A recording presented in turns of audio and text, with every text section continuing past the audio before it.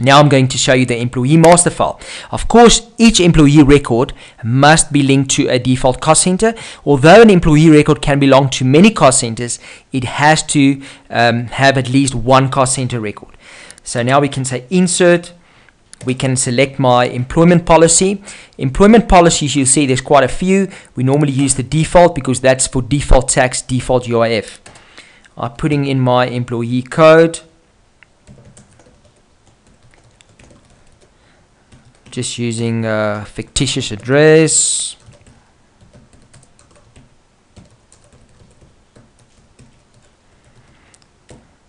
Just making numbers up also.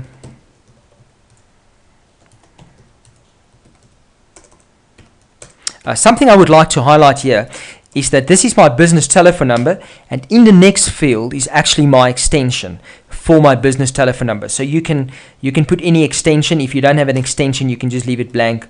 So this is like extension 301. Then you've got your phone number, and then you've got your email address. I'm just going to put my valid.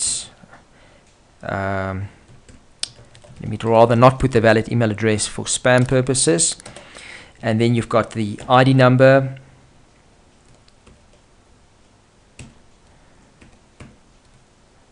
I hope it will accept the invalid ID number. So it tells me that I'm 39 years old, I'm male, single.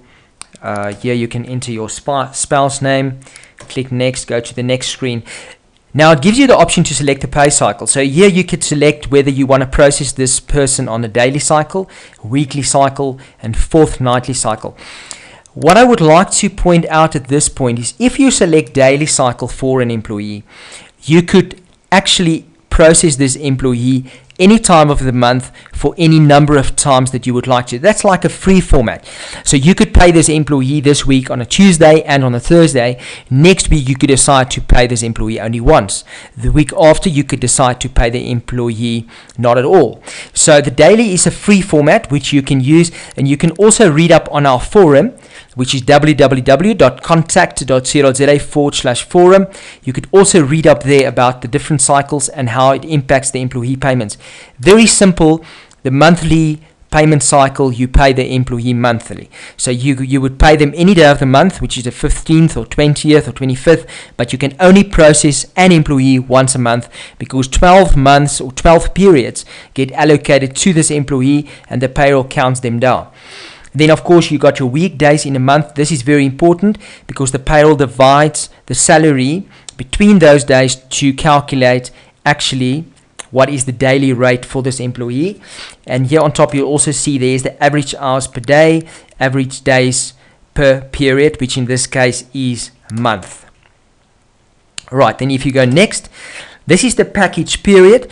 Now normally this is the gross earnings for the employee. Say this is a monthly employee earning 20,000 Rand a month. The package period, which is the gross, total cost to company 20,000 Rand, because that your hourly rate is actually calculated on that figure. Then you've got grading. I haven't set up any gradings, but I'll quickly explain.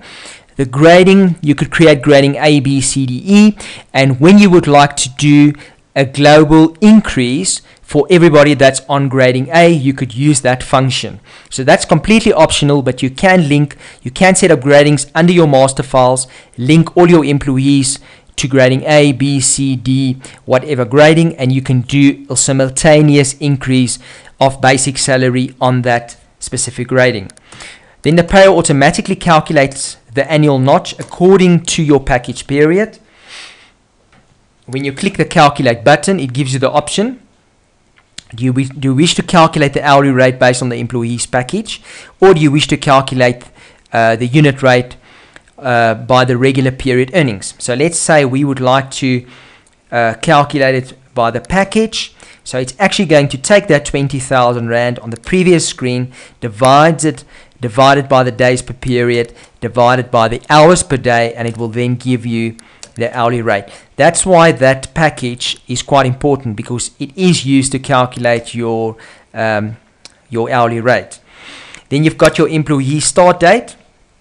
Of course, that is the date that the employee is appointed on. You've also got a first processing date. So if you've got a unique processing date for the employee. He started on the 25th of March, but we're only going to pay him from the 28th of March because of a special arrangement in his contract. Then you are allowed to actually put in the first processing date, although he already started on the 25th. Normally that tick will just be off and the payroll will default the 25 to that field. I'm just going to take that value out. Salary increase date, again, that's also linked to my grading. The payroll will actually warn you, and it will give you on a report when is the salary increase date for this particular employee. Then you would go next. Now, this also links back to the very first screen where we selected the employment policy. Because we selected the standard employment policy, the tax is applicable and the UIF is applicable. And then, of course, you've got the option for exceptions. You can say, well, this guy's got a tax directive, and you can fill in the directive percentage for this employee, put the directive expiry date in, and you can also put a reference number which SARS will apply. In this case, we don't have any exceptions, so I'm just going to clear my exceptions. And for any changes to the employment policy, I have to confirm and accept that the above tax and labor law policy selection for this employee is indeed correct. Then I click next. That is my tax number, the employee's tax number from SARS. I'm just going to make up a number. I've got my tax classification, which you can set up. Okay, now it's picking up that the number is invalid and I can't enter a valid number for privacy purposes, so I'm going to just erase the number for now. Then you've got your tax method, which could either be average and period. I'm going to briefly explain that. What happens is when you calculate your employee salary, the payroll looks at this field and it actually says, okay, it is on average. So what it does, it actually brings the previous period's calculations in calculation with this period, work out an average, and then tax the employee on that average. So when you put it on period, it will only look at this period that you're busy with and tax him on this particular period. The average is actually the better way to go, because then the employees don't get these huge fluctuations on their pay-as-you-earn deductions. But if you put it on average, what will happen then is, as the employee progresses throughout the year and he gets to December where he's getting a bonus, he won't have that huge fluctuation on his pay-as-you-earn deduction, because it will then be spread and basically flow over to the next year, January and February. So average is by all means probably the most popular method to use. Then we've also got a VOD method, which is our voluntary tax over deduction. What that is if an employee comes to you and he say, well, I would like you to take a little bit more tax off my salary to cover for other expenses which I may be getting. Say, for instance, for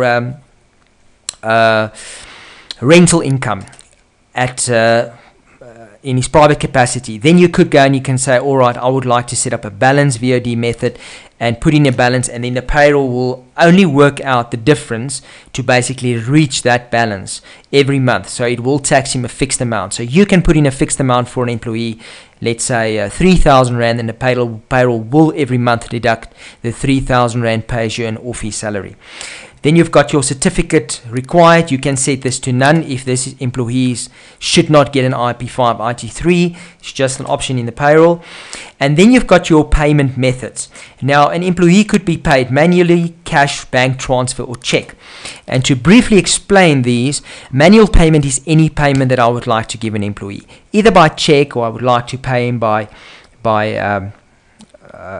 cash payment in his hand, or by bank transfer. Then I would use manual.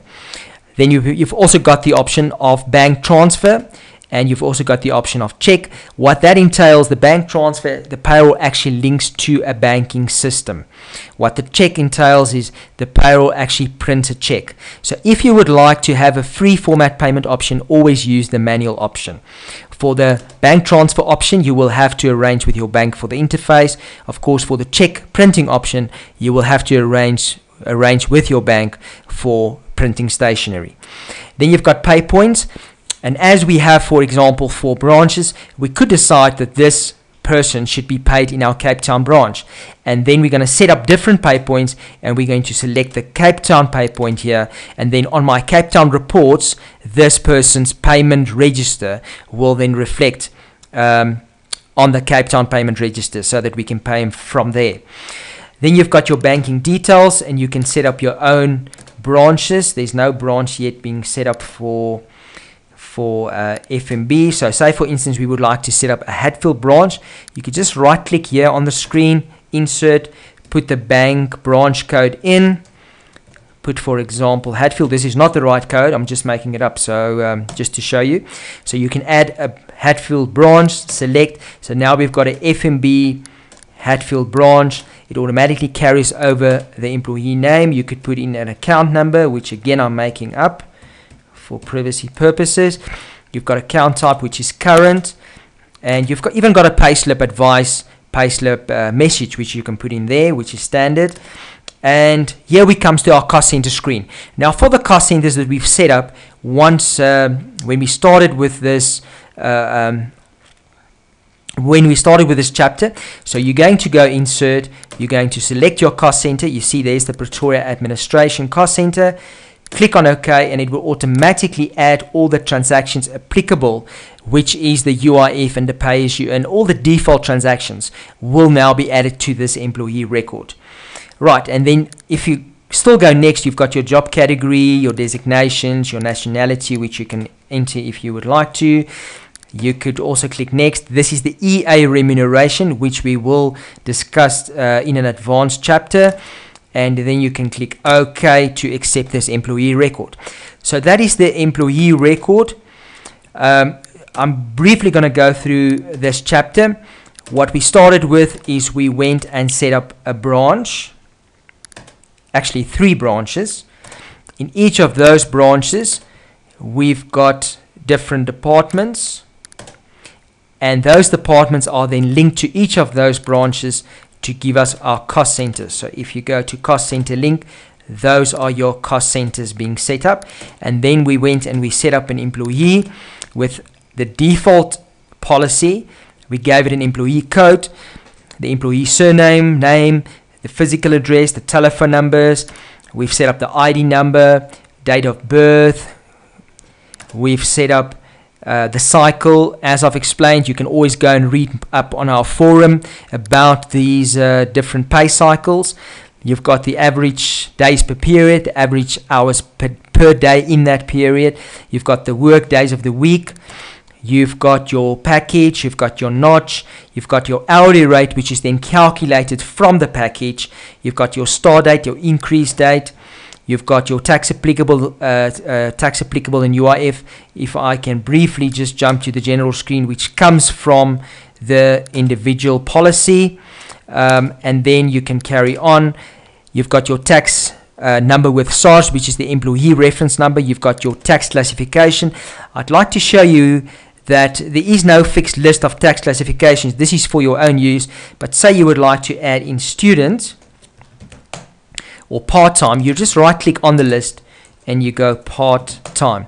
Because these lists are actually part of my organization setup, there is no insert, change and delete buttons here, but you can do it by right click, insert, change, delete. You can modify your lists in the spot. So let's just go to part-time. You've got your voluntary over deduction methods. You've got your tax certificate required, and you've got your banking details, payslip message. You've got your cost centers, and as I've said, you can link one employee to 2 or 3 cost centers. It automatically adds the employer UIF and the pay-as-you-earn transactions upon adding new cost centers. If you added another cost center later on and you would like to make that default, then you just say set default, and you will see that the green tick will actually move across to that cost center. And you can even move it back again to say, well, that is my default cost center. So depending on, so an employee can move between branches. Say he moves from the Pretoria branch to the Joburg branch and back again, you can change your default cost center.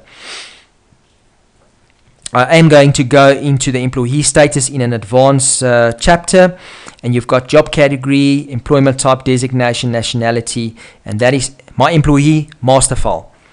Thank you for watching, and remember, please email support@itcontact.co.za for any query that you may have.